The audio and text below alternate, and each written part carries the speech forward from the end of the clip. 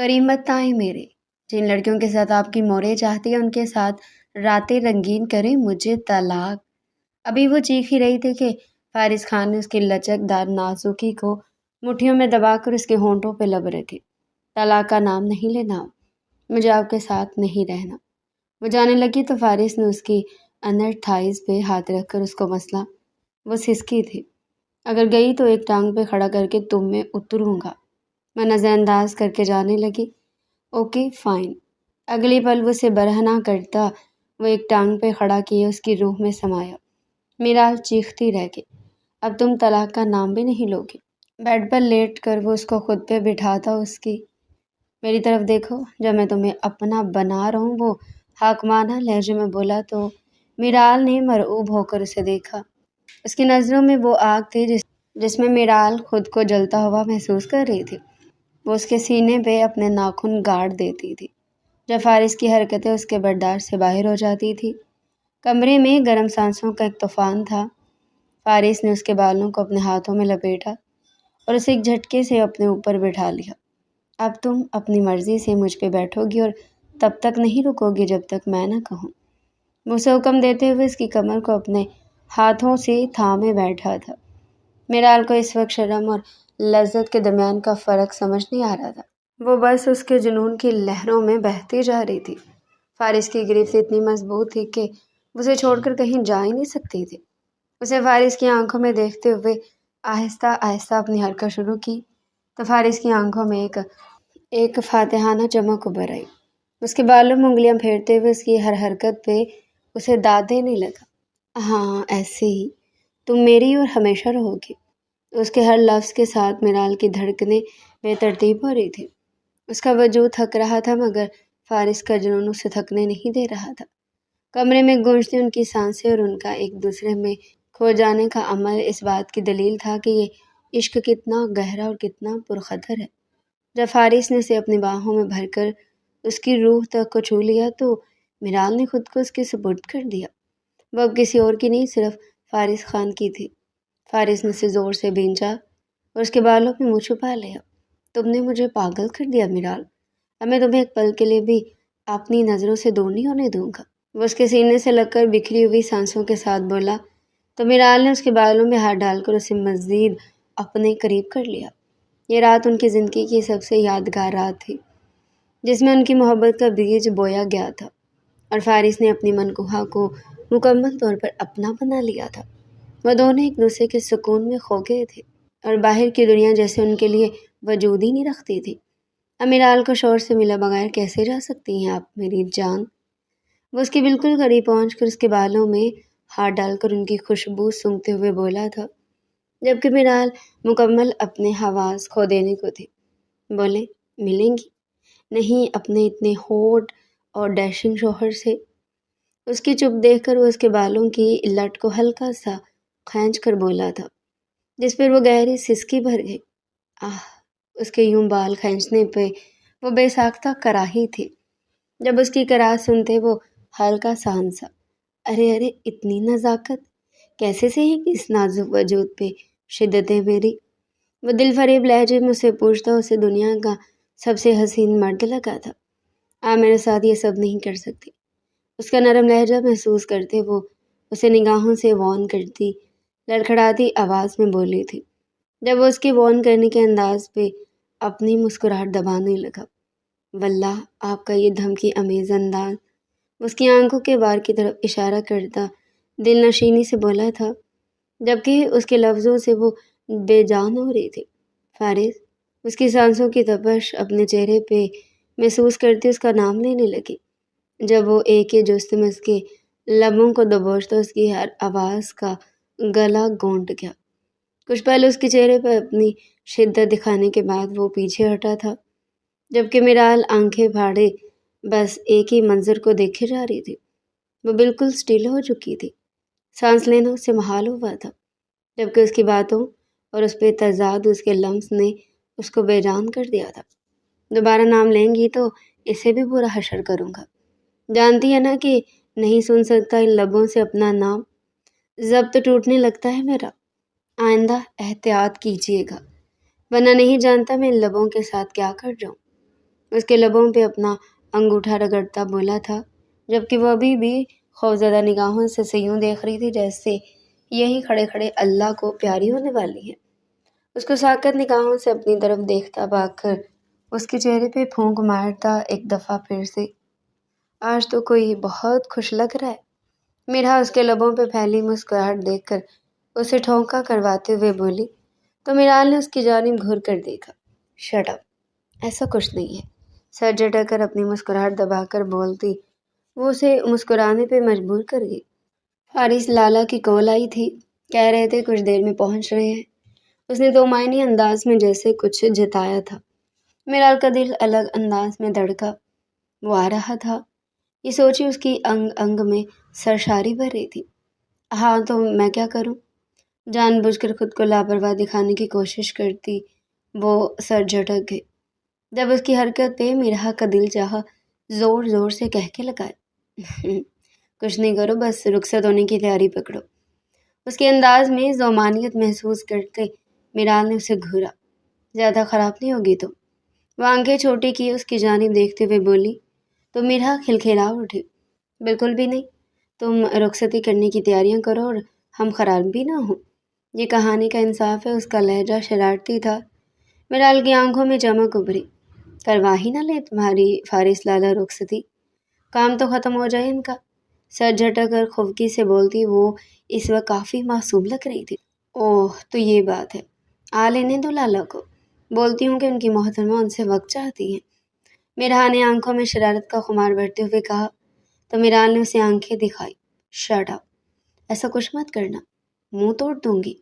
وہ انگلی اٹھا کر وارن کرتی اس کی جانب بڑھی، جب میرا اس کی پہنچ سے دور ہوتی اندر کی جانب بھاگی تھی۔ میرا کی بچی باز آ جاؤ، ایسا کچھ نہ کرنا۔ اسے یوں بھاگتے دیکھ وہ اس کے پیچھے ہی بھاگتی ہونک لگاتے ہوئے بولی، مگر وہ سنی انسنی کرتی اپنے کمرے میں بند ہوئی تھی، جس پہ میرال دان پیس کر رکھی۔ خانزادہ حویلی میں اشفاق خان کا راج تھا۔ اشفاق خان اور جہارہ بیگم کے دو بچے تھے، بڑے بیٹے سہیل خان اور چھوٹے بیٹے دراب خان۔ سہیل خان کی شادی ارحا خان سے ہوئی تھی، ان کے دو بچے تھے، بڑا بیٹا فارس خان اور چھوٹی بیٹی مرحا خان۔ اس کے بعد تھے دراب خان جن کی شادی فضا خان سے ہوئی تھی، ان کی ایک ہی بیٹی تھی میرال خان، حویلی کی لاڈلی اور سب سے چھوٹی بیٹی، نہایت خوبصورت اور فارس خان کی منکوہا میرال فارس خان۔ ان کا نکاح بچپن میں ہی طے ہوا تھا، جبکہ نکاح کی یہ رسم فارس کی جوانی میں ادا کی گئی تھی۔ وہ دونوں اس رشتے سے کافی مطمئن اور خوش تھے، بلکہ فارس کی تو جان بستی تھی اپنی اس چھوٹی سی منکوہا میں۔ خانزادہ حویلی کے مین گیٹ سے داخل ہوتے ہی فارس خان کی بلیک لگژری کار نے پورچ میں بریک لگائی تو ہوا میں ایک ہلچل سی مچ گئی۔ ڈرائیونگ سیٹ کا دروازہ کھول کر وہ جب باہر نکلا تو اس کا پرشکوہ وجود وہاں کے پورے ماحول پہ چھا گیا۔ اس نے اپنے برانڈیڈ سن گلاسز اتار کر ہاتھ میں پکڑے اور اپنے قدموں کو روپ سے اٹھاتا اندر کی جانب بڑھا۔ اندر قدم رکھتے ہی اسے ہال میں موجود فیملی کی آوازیں سنائی تھی۔ سہیل خان اور دراب خان صوفے پر بیٹھے کسی بزنس ڈیل پہ ڈسکشن کر رہے تھے، جبکہ جہارہ بیگم سامنے والے ٹیبل پر کافی کا مگ رکھے ریلیکس بیٹھی تھی۔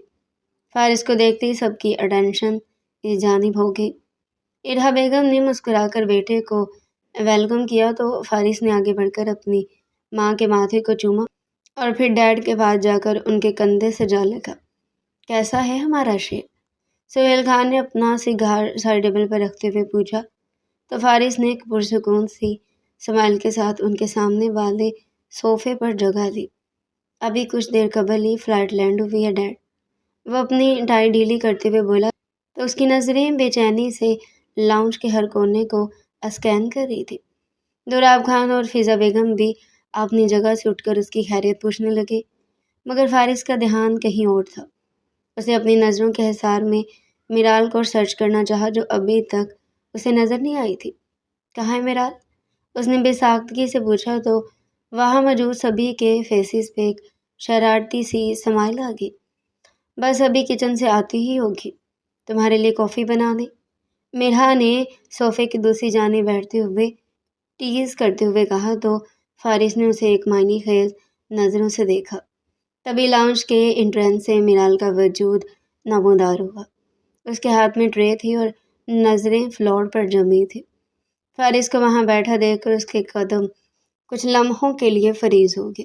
اس نے شرمندگی اور خوشی کے مکسڈ ایموشنز کے ساتھ فارس کی جانب دیکھا تو اس کی سانسوں کی رفتار میں ایک غیر معمولی تبدیلی آئی۔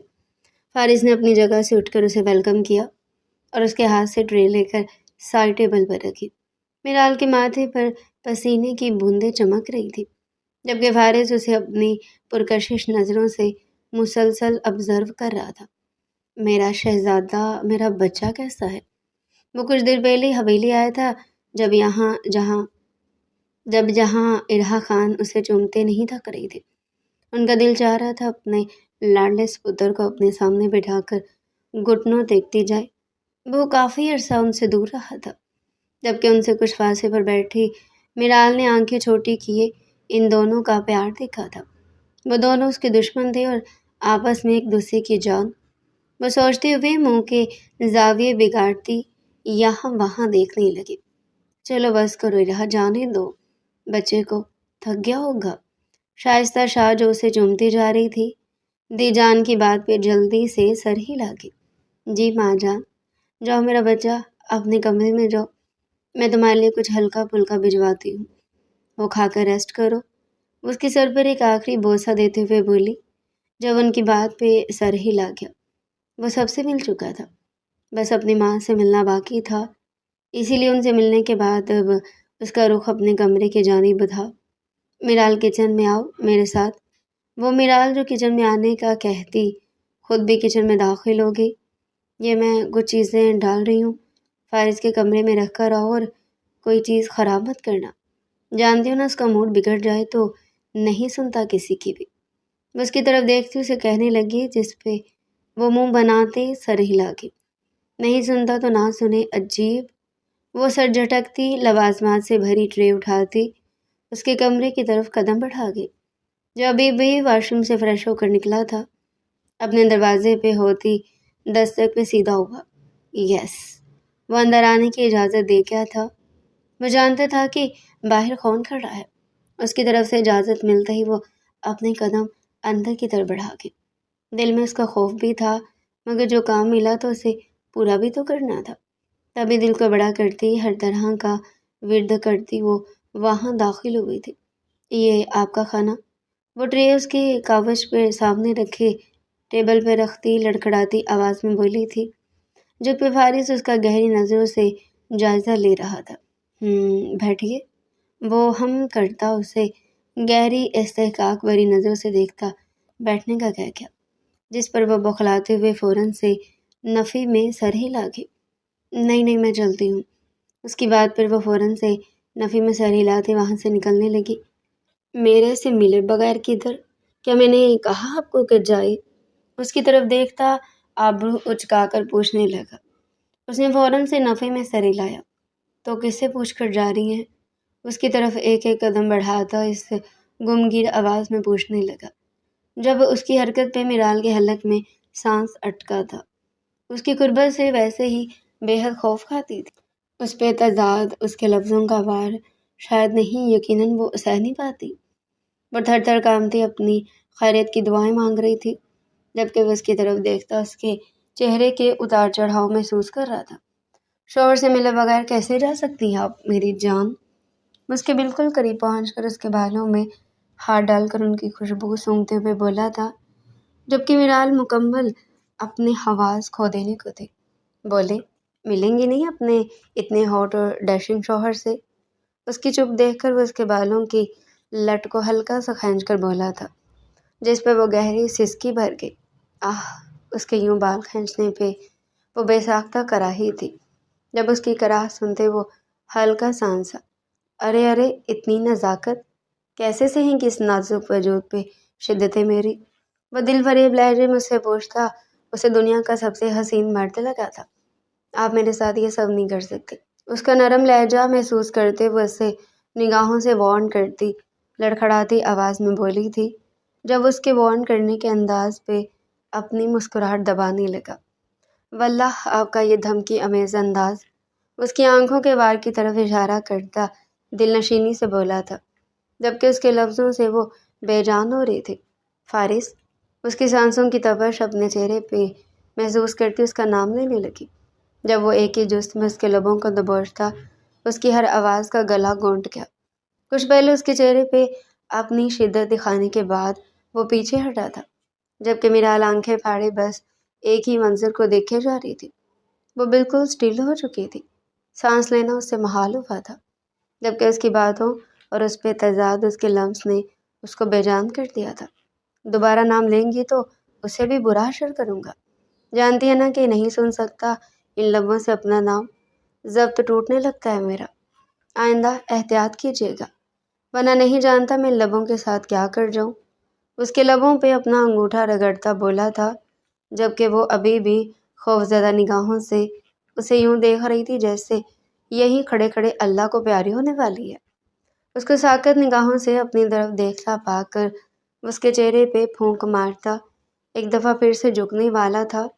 جب وہ اس کا ارادہ سمجھتی، اس کے سینے پر دونوں ہاتھ جماتی پیچھے کی طرف دھکیلتی 200 کی سپیڈ سے باہر نکلی تھی۔ اس کی پھرتی دیکھتے فارس کا دلکش قہقہ کمرے کی زینت بنا تھا، جبکہ وہ شرم سے سرخ پڑتی اس کے قہقے کی آواز سنتی وہاں سے بھاگتے ہوئے نکلی تھی۔ داجان، خیر ہی ہے آپ نے سب کو یہاں اکٹھا کیا ہے۔ سہیل شاہ اپنے مخصوص رعبدار انداز میں کرسی پر براجمان تھے، جبکہ حویلی کا لاؤنج مکینوں سے کچا کچ بھرا ہوا تھا۔ میری خواہش ہے کہ اگلے ماہ فارس اور میرال کی رخصتی کو پورے شاندار اور روایتی طریقے سے انجام دیا جائے۔ اگر کسی کو اس فیصلے پر کوئی اعتراض ہے تو وہ بلا جھجک بات کر سکتا ہے۔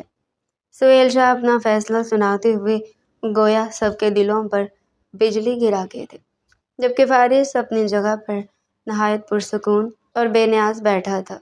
اس کے برعکس میرال کی رنگت کسی کچی دیوار کی طرح سفید پڑ چکی تھی۔ وہ تو اب تک اس نگاہ کے بوجھ تلے دبی ہوئی تھی، اور اب رخصتی کا ذکر اس کے ہوش اڑانے کے لیے کافی تھا۔ بابا جان، آپ یہ کیا کہہ رہے ہیں؟ فارس اور میرال کی رخصتی، یہ سب اتنی جلدی کیسے ممکن ہے؟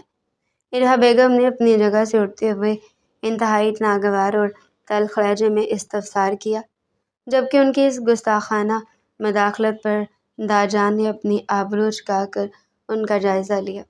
کیا ہوا ارحا؟ کیا آپ کو ہمارے فیصلے پر کوئی اعتراض ہے؟ داجان کے لہجے میں ایک خاموش مگر گہری وارننگ کی لہر دوڑ گئی تھی۔ ارحا بیگم تو پہلے اس رشتے سے نالاں تھی، اور اب رخصتی کی بات سن کر ان کا غصہ 7ویں آسمان پر پہنچ چکا تھا۔ جی ہاں داجان، مجھے اعتراض ہے، کیونکہ میں نے تو فارس کا رشتہ اس سے طے کرنا ہی نہیں چاہا تھا، مگر آپ نے تو مجھے بتائے بغیر ہی اس لڑکی کو میری بہو بنا کر گھر میں بٹھا دیا۔ فضا بیگم جو خاموشی سے سب سن رہی تھی، وہ اپنی بیٹی کی بے عزتی پر تڑپ کر رہ گئی۔ میری بیٹی لاوارث نہیں ہے ارحا۔ فضا بیگم کی آواز میں ایک کرب اور اپنوں کے لیے غیرت تھی۔ ارحا بیگم نے حقارت بھری نظروں سے میرال کو دیکھا، جو شرم و حیا سے نظریں جھکائے ایک کونے میں کھڑی کانپ رہی تھی۔ ساری عمر جس لڑکی کو پرائے گھر کی امانت سمجھ کر نوکروں کی طرح کام کروایا، آج وہی اس گھر کی مالکن بن کر میری آنکھوں کے سامنے رہے گی۔ یہ خیال ہی انہیں اندر سے جلائے جا رہا تھا۔ بہو بیگم، یہ حویلی کا حتمی فیصلہ ہے، اور ہمارا ہر لفظ پتھر پر لکیر ہوتا ہے، اس لیے اب آپ کی خاموشی ہی بہتر ہے۔ شادی کی تیاریوں میں کوئی کسر نہیں رہنی چاہیے۔ داجان نے انہیں جھڑکتے ہوئے باقی سب کو کام پر لگ جانے کا حکم دیا، جبکہ ارحا بیگم کو لگ رہا تھا جیسے ان کے تمام تر خواب ریزہ ریزہ ہو گئے ہوں۔ ایسا کیسے ہو سکتا ہے؟ میرا اکلوتا بیٹا ہے یہ، میں اس کی زندگی کا فیصلہ اپنی مرضی سے کرنا چاہتی ہوں۔ وہ غصے اور تلملاہٹ میں اپنے ہوش و حواس کھو بیٹھی تھی۔ فارس، تم خاموش کیوں ہو؟ کچھ تو بولو اپنی ماں کے سامنے۔ تم کیوں نہیں کہہ دیتے کہ تمہیں یہ رشتہ منظور نہیں؟ وہ فارس کو مہر خاموشی لگائے دیکھ کر جنجلا کر بولی، جس پر فارس نے ایک گہری سانس لی اور اپنی جگہ سے اٹھ کھڑا ہوا۔ مما، میرال میری شرعی اور قانونی بیوی ہے پچھلے کئی سالوں سے۔ وہ انکشاف جو سب جانتے ہوئے بھی نظر انداز کر رہے تھے، وہ آج سب کے سامنے ایک اٹل حقیقت بن کر ابھرا تھا۔ فارس، ارحا بیگم بے یقینی اور حیرت کے شدید جھٹکوں سے اسے دیکھ رہی تھی۔ جبکہ فارس نے اس کی نظروں کا سامنا کرتے ہوئے اپنا سر وقار سے اٹھایا۔ آپ ایسے کیوں بہیو کر رہی ہیں؟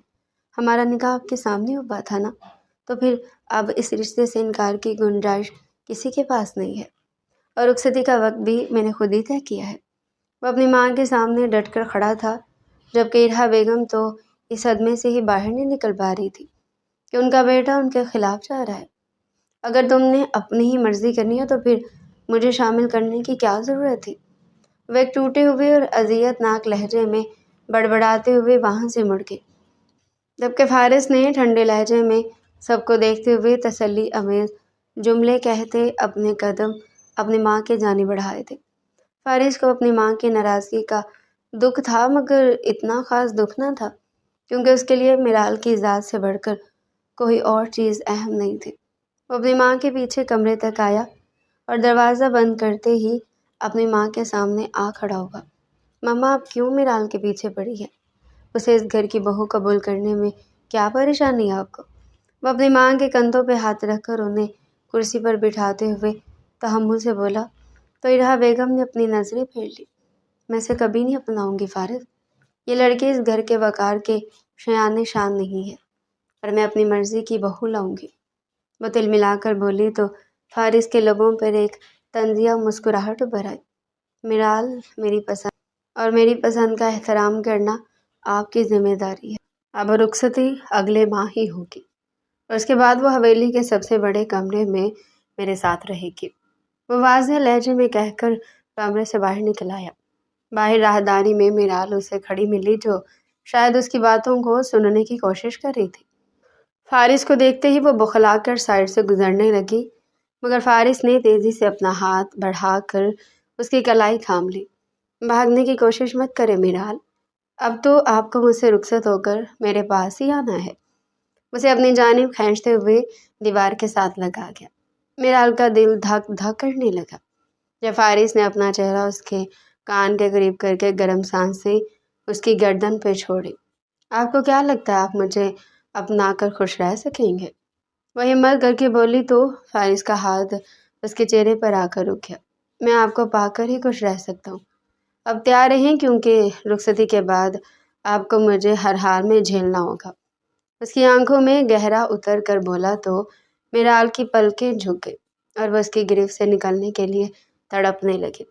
فارس نے اس کی تڑپ کو محسوس کرتے ہوئے اسے گہری نظر دیکھا اور وہاں سے مسکراتے ہوئے چلا گیا، جبکہ میرال وہیں کھڑی اپنی دھڑکنوں کو سنبھالنے کی کوشش کرتی رہی۔ رات کے گہرے سائے حویلی پہ چھائے تھے، اور فارس اپنے کمرے کی بالکنی میں کھڑا سگریٹ کا دھواں ہوا میں اڑا رہا تھا، مگر اس کا دھیان اندر اس بستر پر تھا جہاں میرال کسی مجبوری کے تحت اسے دیکھ رہی تھی۔ وہ موڑا لمبے ڈھک بیٹھا اس کے قریب آ کر اس کے سامنے بیٹھ گیا۔ اتنی خاموشی؟ اس کی آنکھوں میں جھانکتے ہوئے دھیمی آواز میں بولا تو میرال نے اپنی نظریں چرائی۔ فارس، اب بہت ہو چکا ہے، مجھے لگتا ہے کہ تائی جان ٹھیک کہہ رہی ہیں، میں آپ کے قابل نہیں ہوں۔ وہ احساس کمتری کا شکار ہوتی گھبراتے ہوئے بولی تو فارس نے گہری سانس لے کر اس کی ٹھوڑی کو اپنی انگلیوں کے درمیان لیا اور اسے اپنی جانب متوجہ کیا۔ بس کر دو، تمہیں کیا لگتا ہے میں یہاں تمہیں چھوڑنے کے لیے آیا ہوں؟ اس کا لہجہ صفاق تھا، اس کے لبوں کے بالکل قریب آ کر بولا تو میرال کا سانس سینے میں ہی اٹک کر رہ گیا۔ اس کی آنکھوں میں موجود شدت دیکھ کر کانپ اٹھی۔ فارس پلیز، وہ پھر سے التجا کرنے لگی، مگر فارس نے اسے ٹوک دیا۔ تمہیں کیا لگتا ہے کہ یہ سب کر کے مجھے خود سے دور کر لو گی؟ تمہارے ذہن میں بھی مجھ سے دور ہونے کی بات آ چکی ہے تو پھر ٹھیک ہے، آج تمہیں میری ہر بات ماننی ہوگی، کیونکہ اب رخصتی میں زیادہ دن نہیں بچے اور میں مزید انتظار کرنے کے موڈ میں نہیں ہوں۔ آج ہی مجھے میرا حق چاہیے، وہ حق جو ایک شوہر کو بیوی دیتی ہے، تاکہ دوبارہ مجھ سے دور جانے کا سوچ بھی نہ سکو۔ وہ کہتا وہ اس پر جھک گیا اور اس کے گلے کی گہرائی کو اپنے ہونٹوں سے محسوس کرنے لگا۔ میرال کی روح تک کانپ گئی جب اس کے گرم ہونٹوں نے اس کے نازک جلد کو چھوا۔ وہ اسے پیچھے دھکیلنے کی کوشش کرتی رہی، مگر فارس نے اس کے دونوں ہاتھ اوپر کر کے اپنی ایک ہی مٹھی میں جکڑ لیے اور اسے بستر پر چت لٹا دیا۔ اب تم کہاں جاؤ گی میری جان؟ وہ ایک فاتحانہ مسکراہٹ کے ساتھ اس کے اوپر آ کر لیٹا تو میرال نے بے بسی سے آنکھیں بند کر لی۔ اس کا وجود فارس کی گرمی سے دہک رہا تھا اور فارس تھا کہ اس کی بے بسی پہ خود کو زیادہ طاقتور محسوس کر رہا تھا۔ وہ اس کے رخساروں کو چومتے ہوئے نیچے کی جانب بڑھا تو میرال کی گہری سسکیاں کمرے میں گونجنے لگے۔ تم صرف میری ہو اور ہمیشہ میری رہو گی۔ اس کے کان میں سرگوشی کرتے ہوئے اس کے لباس کی ڈوریوں سے کھیلنے لگا تو میرال نے تڑپ کر اپنی آنکھیں کھولی اور فارس کی آنکھوں میں دیکھتے ہوئے یہ مزاحمت کی تھی، مگر وہ یہ مزاحمت زیادہ دیر تک قائم نہ رہ سکی کیونکہ فارس اس کے پورے وجود پہ اپنی چھاپ چھوڑتا، اس کو اپنا بناتا چلا گیا۔ رات کی خاموشی میں میرال کی تیز ہوتی سانسوں کی آواز تھی جو فارس کے لیے کسی موسیقی سے کم نہ تھی۔ اس کے اوپر حاکمانہ انداز میں براجمان تھا اور اس کی ہر حرکت سے میرال کے وجود میں برقی لہریں دوڑ رہی تھی۔ اس کا پرشکوہ جسم اس کی نازک آمد کو اپنی گرفت میں لیے ہوئے تھا اور وہ اس کے چہرے پر بکھرے بالوں کو پیچھے ہٹا کر اسے اپنی نظروں کے حصار میں جکڑ رہا تھا۔ تم کتنی خوبصورت لگ رہی ہو اس وقت، اس کے لبوں کے پاس سرگوشی کرتا بولا تو میرال نے اپنی آنکھیں سختی سے بند کر لی تاکہ وہ اس کی پرکشش شخصیت کے سحر سے بچ سکے، مگر یہ ناممکن تھا۔ فارس نے اس کی بے بسی کو محسوس کرتے ہوئے اس کے گلے کے غبار کو اپنے ہونٹوں سے چھوا تو وہ ایک گہری سسکی بھر کر رکھی۔ آہ فارس، چھوڑ دے مجھے، وہ نیمبا آنکھوں سے اسے دیکھتے ہوئے بولی، مگر اس کے لہجے میں وہ شدت نہیں تھی جو اسے روک سکتی۔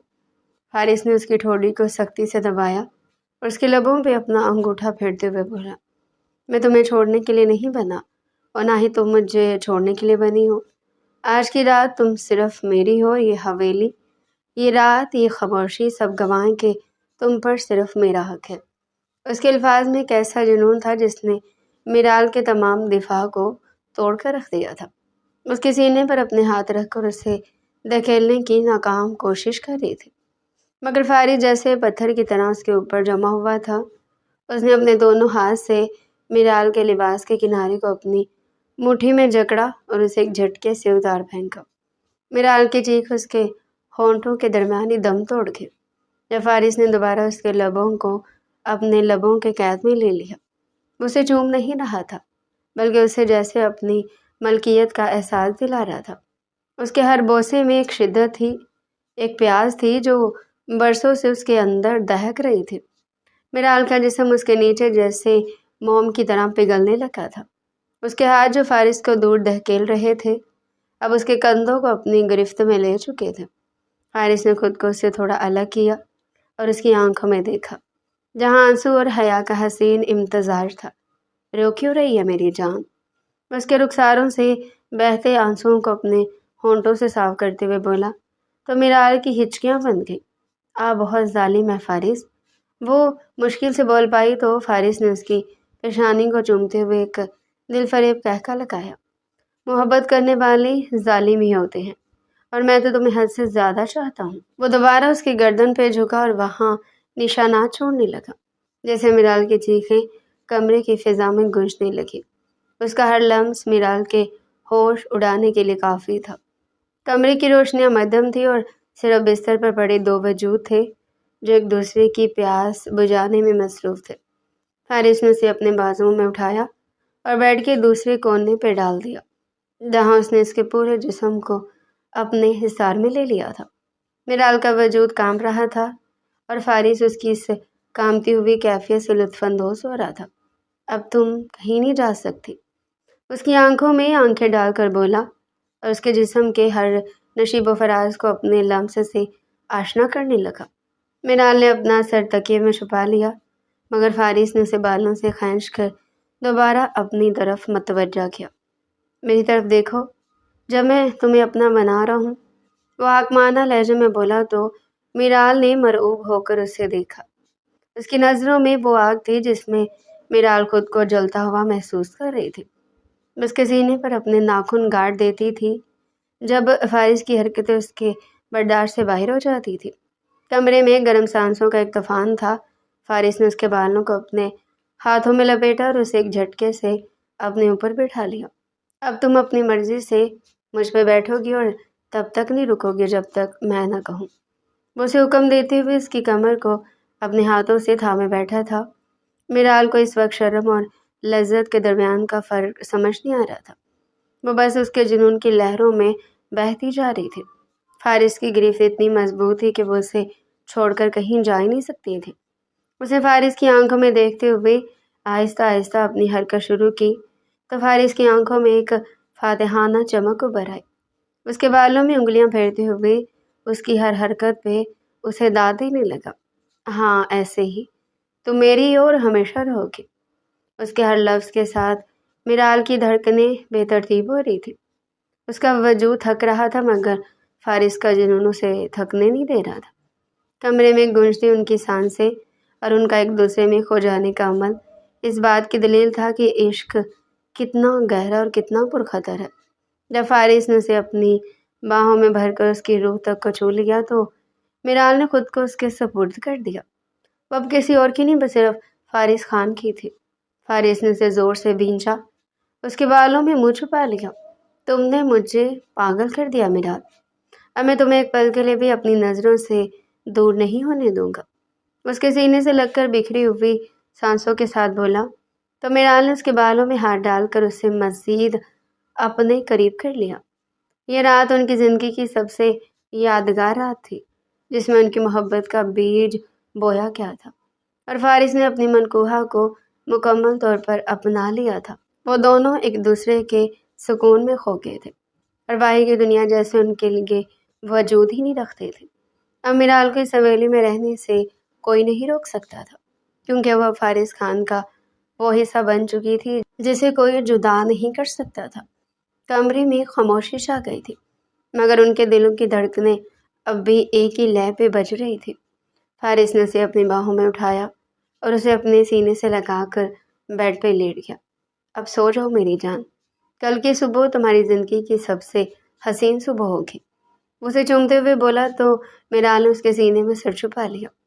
فارس کی موجودگی میں اسے وہ سکون ملا جو اسے برسوں سے تلاش تھا۔ وہ جانتی تھی کہ اب اسے کوئی نہیں چھین سکتا۔ فارس خان کی ملکیت بن کر اسے وہ وقار ملا تھا جس کی وہ حقدار تھی۔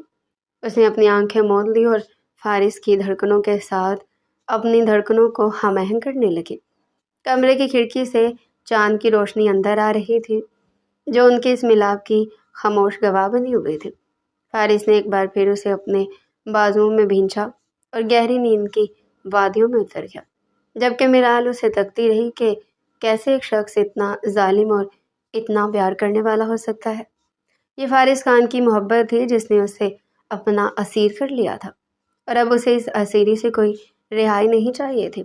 وہ اپنی قسمت پہ نازا تھی کہ اسے فارس خان جیسا جیون ساتھی ملا جس کے لیے وہ دنیا کی ہر حد پار کرنے کو تیار تھی۔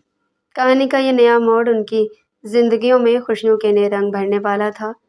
رات کا آخری پہر تھا جب حویلی کے در و دیوار میں ایک عجیب سا سناٹا طاری ہو گیا تھا۔ فارس ابھی گہری نیند کی وادیوں میں تھا مگر میرال کی آنکھیں اب بھی کھلی تھیں۔ وہ فارس کے سینے پر سر رکھے اس کے دل کی دھڑکنوں کو محسوس کر رہی تھی کہ تبھی اسے کمرے کی کھڑکی کے باہر سے کوئی دبی ہوئی آہٹ سنائی تھی۔ وہ چونکی اور کان لگا کر سننے لگی۔ کوئی تھا جو بالکنی کے باہر موجود پودوں کو کورید رہا تھا۔ میرال کا دل دھک سے رہ گیا۔ کیا کوئی اس وقت حویلی میں داخل ہونے کی جرأت کر سکتا تھا؟ وہ آہستہ سے فارس کے بازوؤں سے خود کو آزاد کرنے لگی مگر فارس کی گرفت اس کے جسم کے گرد مضبوط ہو گئی۔ اسے لگا فارس جاگ گیا ہے مگر وہ گہری نیند میں ہی بڑبڑایا، کیا ہوا؟ سو جاؤ۔ فارس کی آواز میں نیند کا خمار تھا مگر میرال کا خوف بڑھتا ہی جا رہا تھا۔ وہ دوبارہ اسی سمت متوجہ ہوئی۔ اس بار ایک ہلکی سی چیز کے ٹکرانے کی آواز آئی جیسے کوئی چابی سے تالا کھولنے کی کوشش کر رہا ہو۔ میرال نے مزید ہمت جمع کی اور دبے پاؤں بستر سے اتر کر کھڑکی کی جانب بڑھی۔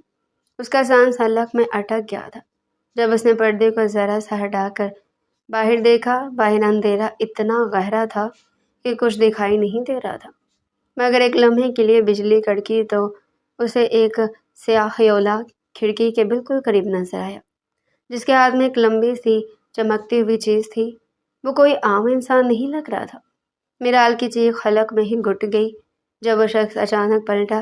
اس کی آنکھیں کسی درندے کی طرح چمک رہی تھی۔ وہ میرال کو دیکھ کر ایک ہیبت ناک مسکراہٹ کے ساتھ ہنسا اور اپنی انگلی ہونٹوں پر رکھ کر اسے خاموش رہنے کا اشارہ کیا۔ میرال بری طرح کانپ اٹھی اور پیچھے کی طرف لڑکھڑائی۔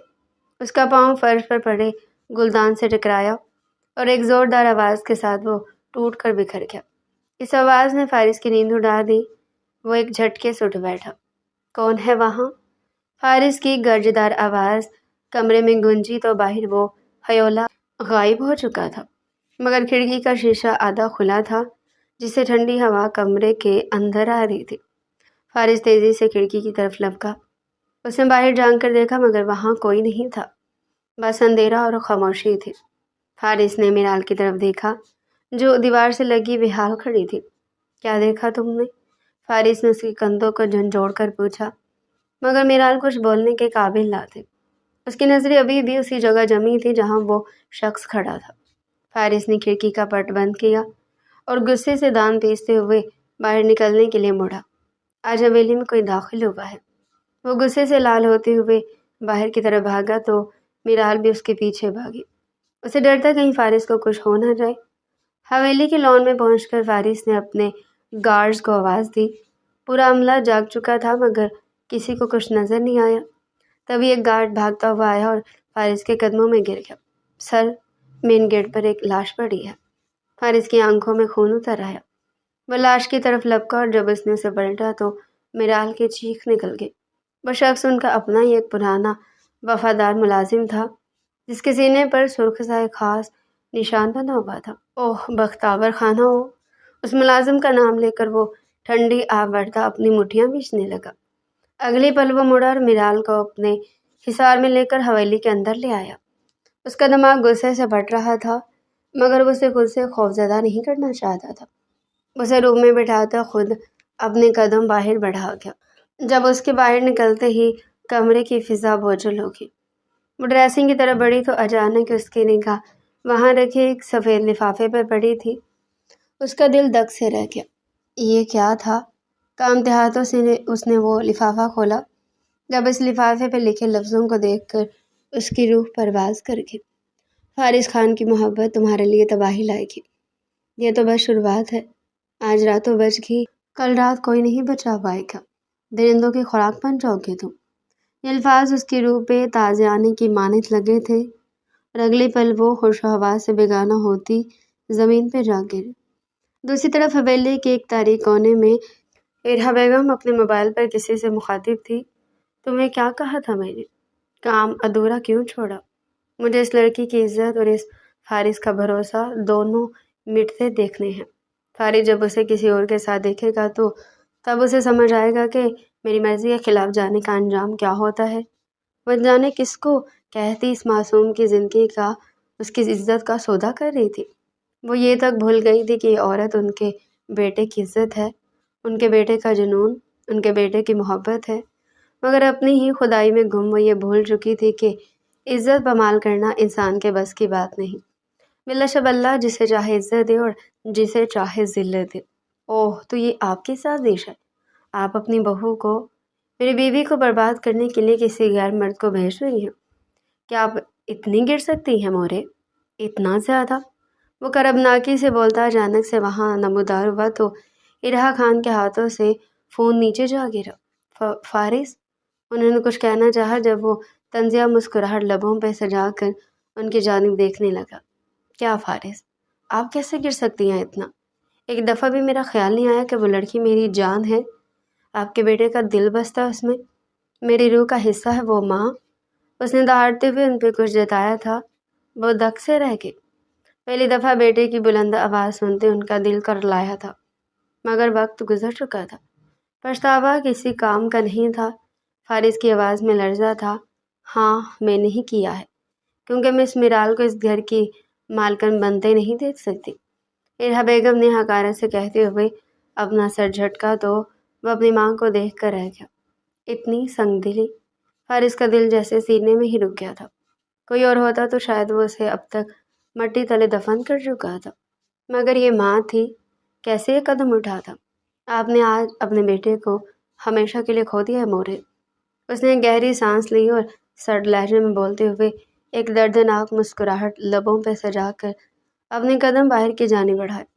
उसका इरादा मीराल के पास जाने का था। इस औरत की वजह से अपनी बीवी पे मजीद कोई सितम बर्दाश्त नहीं कर सकता था। अभी वो कमरे में दाखिल हुआ था कि जब खाली कमरे ने उसका इस्तकबाल किया। वो वहाँ नहीं थी जहाँ वो उसे छोड़कर गया था। मिर्राल, वो चीखते हुए अपने कदम आगे की जाने बढ़ा गया। जब उसकी चीख नुमा पुकार पे हवेली के दरो दीवार कांप उठे। मीरू, कहाँ हो तुम? वो चीखते हुए यहाँ वहाँ देखता उसे ढूंढ रहा था, मगर उसे कहीं भी नहीं मिली थी। हर बंदे को उसने मिराल को ढूंढने पर लगा दिया था। कौन ले गया उसे? अगर उसे एक खराश भी आई तो मैं पूरी हवेली को कब्रिस्तान बना दूंगा। फारिस की आंखों में खून उतर आया था। वो जानता था कि रहा बेगम ने किसी किराए के गुंडे के जरिए ये हरकत की है ताकि मिराल का किरदार मशकूक हो सके। वो तेज़ी से अपने प्राइवेट गिराज की तरफ बढ़ा। उसे मालूम था कि वो बंदा उसे कहाँ ले जा सकता है। उसने अपनी गाड़ी स्टार्ट की और हवेली से बाहर निकल गया, जबकि पीछे ही रहा बेगम फातिहाना अंदाज में मुस्कुरा रही थी। इस संगदिल औरत का दिल अब भी नहीं नरम पड़ा। बेटे की हालत भी इस औरत की अनाओं को घुटने टेकने पर मजबूर नहीं कर पाई थी, जबकि फारिस को उनसे कोई गिर्ज नहीं थी। वो किसी भी कीमत पे मिराल को बाजियाब करवाना चाहता था, चाहे उसके लिए उसे अपनी माँ से क्यों ना लड़ना पड़े। फारिस ने गाड़ी की स्पीड बढ़ाई और सुनसान रास्तों पर उसे दौड़ाने लगा। उसके दिमाग में बस एक ही ख्याल था कि किसी तरह अपनी ज़िंदगी को, इज्जत को बचा सके। या अल्लाह, मेरे पे रहम कर, मेरी इज्जत पे रहम करना। बेबसी से आंखें नम हुई तो रब बड़ी शिद्दत से याद आया था। फारिस की गाड़ी सुनसान सड़कों पे किसी वहशी जानवर की तरह दौड़ रही थी। उसका जहन एक ही लम्हे में हजारों खदशात से लड़ रहा था। अचानक उसके दिमाग में धमाका सा हुआ। उसने तेजी से अपने फ़ोन पे उंगलियां चलाते कुछ खोला था। हाँ, वो उसे ढूंढ चुका था। वो उसे मिल गई थी। रब को याद करने की देर थी कि मदद आन पहुंची थी। कैसे नामुमकिन को मुमकिन बनाना ये रब जानता है। वो मिराल जो उससे मिलो दूर थी, एक पुकार पे उसके सामने ला खड़ी कर देगी। उसकी हालत देखकर फारिस के जबड़े थम गए। अगली पल उसने गाड़ी का रुख उसी वीराने की तरफ मोड़ दिया। इधर गोदाम के अंधेरे में मिराल के हाथ पैर बंधे हुए थे। उसके सामने वही शख्स खड़ा था जो खिड़की से दाखिल हुआ था। उसे खास नशावर चीज़ सूंघा कर बेहोश करने की कोशिश कर रहा था ताकि उसे बरहना करके वहाँ छोड़ दिया जाए और फारिस के आने पर उसे रुस्वा कुन हालत में दिखाया जा सके। मिराल की मज़ाहमत कमज़ोर पड़ रही थी। वो आंसुओं से भीगी आंखों से इस दरिंदे को देख रही थी जो कमबख्त इरहा बेगम के हुक्म की तकमील के लिए हर हद पार कर रहा था। तभी गोदाम का आहनी दरवाज़ा एक ज़ोरदार धमाके से दीवार के साथ जल लगा। फारिस एक दीव हैकल साए की तरह अंदर दाखिल हुआ। उसकी आंखों में जो गैज़ो गज़ब था उसे वो शख्स बौखला गया। अगले ही पल वो मिराल को छोड़कर भागने की कोशिश करने लगा, मगर फारिस ने एक ही जुस्त में उसे दबोचते ज़मीन पर पटक दिया। उसने अपने ज़ोर उस शख्स के सीने पर रखकर बंदूक सीधी उसकी पेशानी पर तान दी। किसने भेजा तुझे? बोल, वरना तेरी खोपड़ी यही उड़ा दूंगा। फारिस की आवाज़ में मौत का रक्स था। वो शख्स थर थर कांपने लगा और उसने टूटते हुए इरहा बेगम का नाम ले लिया। नाम सुनते ही फारिस का वजूह साकत हो गया। उसके दिल में नफरत का एक ऐसा सैलाब उमड़ आया जिसने उसकी माँ के लिए बाकी रही थोड़ी बहुत नरमी को भी धो डाला।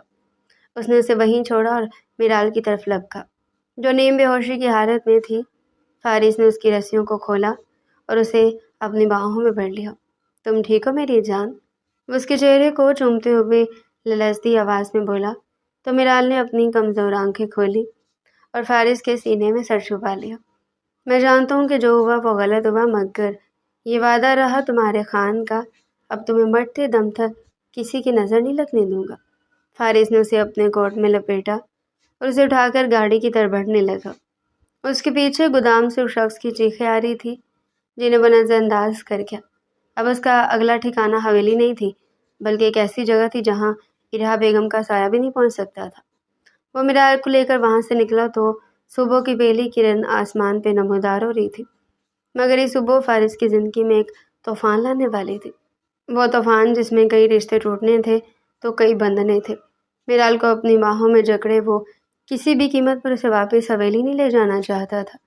وہ جانتا تھا کہ اب ارہا بیگم کسی بھی حد تک گر سکتی تھی۔ اس نے میرال کے ماتھے کو چوما اور گاڑی کی رفتار مزید تیز کر دی۔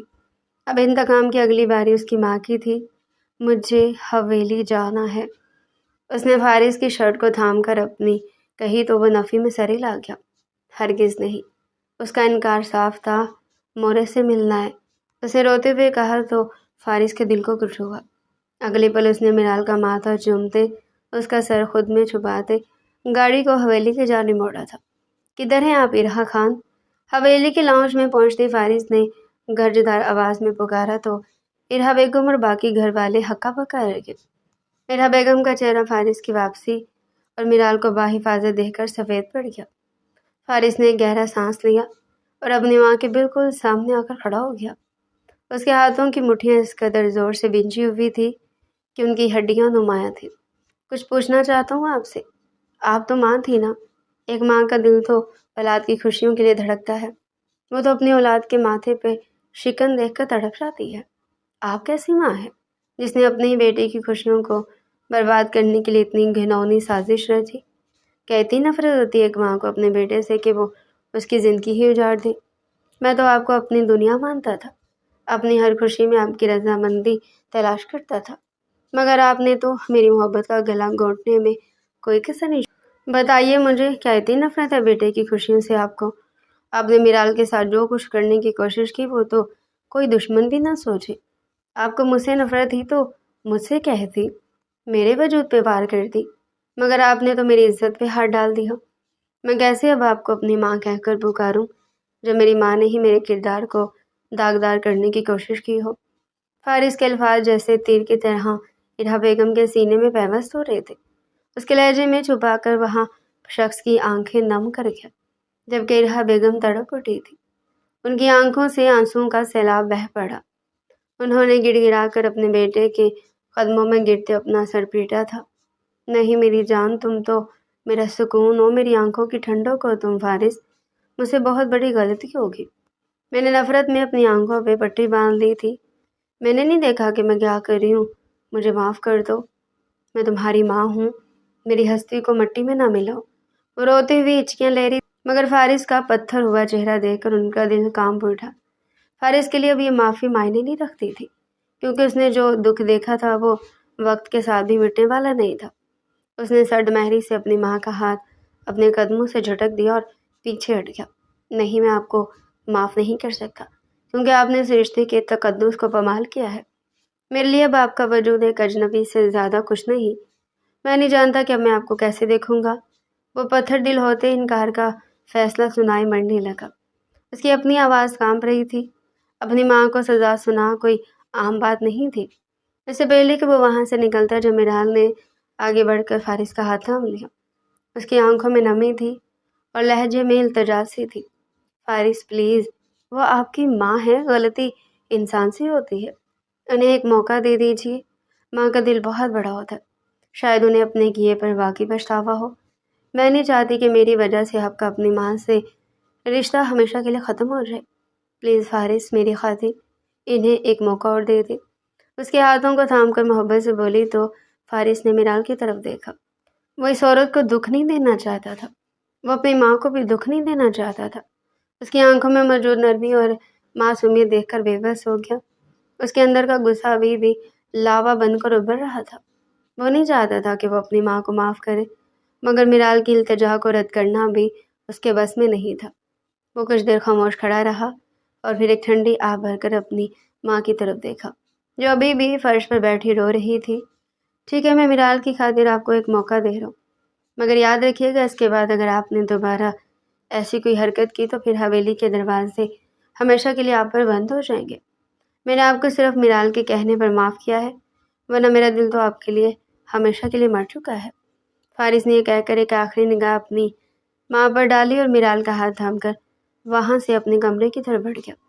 پیچھے حویلی میں ایک سناٹا چھا گیا تھا، جبکہ ارہا بیگم وہ تو اپنی ہی سازشوں کی آگ میں جھلس کر رہ گئی تھی۔ 5 سال کا عرصہ گزر چکا تھا، مگر خانزادہ حویلی کی فضاؤں میں آج بھی رعب و دبدبہ قائم تھا۔ وقت نے بہت کچھ بدل دیا تھا۔ इरहा बेगम अब पहले वाले इरहा बेगम नहीं रही थी। उनके लहजे की तलखी पिघल कर नदामत में बदल चुकी थी। वो मिराल की आंखों में आंखें डालने से भी कतराती थी। शायद इस गुनाह का बोझ उन्हें अंदर से खाया जा रहा था जो उन्होंने बरसों पहले किया था। फारिस खान अब एक कामयाब तरीन बिजनेस टाइकॉन बन चुका था। उसकी शख्सियत में पहले से ज़्यादा ठहराव और वक़ार आ चुका था। वह पहले जैसा गुस्सैला तो नहीं था, मगर उसका रोब आज भी ऐसा ही था कि सामने वाला नज़र झुकाने पर मजबूर हो जाता था। हवेली के वसीओ अरीज लाउंज में शाम के चाय का एहतमाम था। मिराल एक सादा मगर नफीस जोड़े में मलबूस किचन से बाहर निकली तो फारिस उसे देखकर अपनी किताब से नज़र हटाकर उसे ही तकता रह गया। 5 साल गुजरने के बाद भी उसकी नज़रों में वही प्यास और वही जुनून था जो उनकी शादी की पहली रात था। मिराल ने मुस्कुराकर उसे देखा और टेबल पर चाय रखते हुए उसके पास आकर बैठ गई। आप आज फिर देर तक काम में उलझे रहे? उसके बातें से पसीना साफ करते हुए धीमे लहजे में बोली तो फारिस ने उसका हाथ थाम कर अपने लबों से लगा लिया। ये सब तुम्हारे और हमारे मुस्तकबिल के लिए मिराल। अब तो हमारी ज़िंदगी में एक और वजूद भी शामिल है, उसे भी तो देखना है। फारिस की बात सुनकर मिराल के चेहरे पर एक शर्मीली सी मुस्कुराहट फैल गई। उनकी ज़िंदगी में 4 साल का एक छोटा सा शहजादा आ चुका था जिसका नाम उन्होंने सिकंदर रखा था। सिकंदर बिल्कुल अपने बाप की तरह ज़िद्दी और अपनी माँ की तरह खूबसूरत था। हवेली के बागीचे से सिकंदर के हंसने और भागने की आवाज़ें आ रही थी। फारिस ने एक नज़र खिड़की से बाहर डाली और फिर मिराल की तरफ मतवज्जो हुआ। इरहा बेगम जो अब सिकंदर से शदीद मोहब्बत करती थी, बागीचे में उसके पीछे भाग रही थी। ये मंजर देखकर मिराल की आंखें नम हो गई। फारिस ने मिराल के कंधे पर हाथ रखा। देख रही हो मिराल, वक्त सब कुछ ठीक कर देता है। अगर तुम ना कहती तो शायद आज ये सुकून मुझे कभी नसीब ना होता। फारिस का लहजा नरम था। वो समझ चुका था कि इंतकाम से ज़्यादा सुकून माफ़ कर देने में है।